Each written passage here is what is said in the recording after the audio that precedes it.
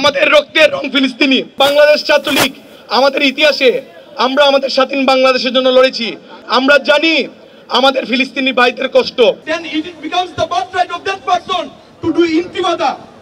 But they claim it is Fatah versus Hamas. Then why create illegal settlements in the West Bank, violating international law and norms? The face of today's genocide, Bibi Netanyahu, in his younger ages, after the Oslo Accord, was documented saying, pitting Palestinian resistance against each other would effectively destroy any chance of a two-state solution.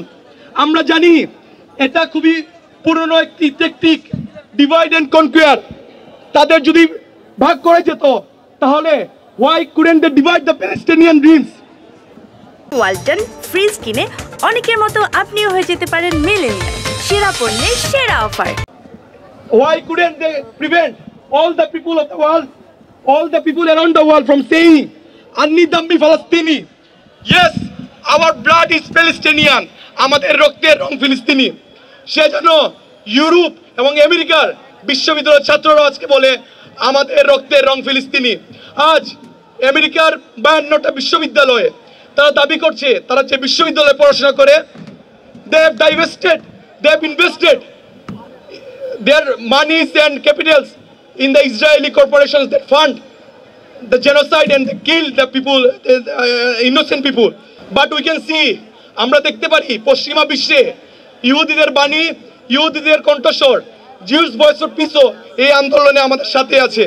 So we stand in solidarity with the movement that started at Columbia University and spread like wildfire across the university campuses. And the prophets of democracy who claim to uphold, who claim to impose the principles of freedom of speech and freedom of assembly, they have suspended the students from their universities. They have tortured the teachers.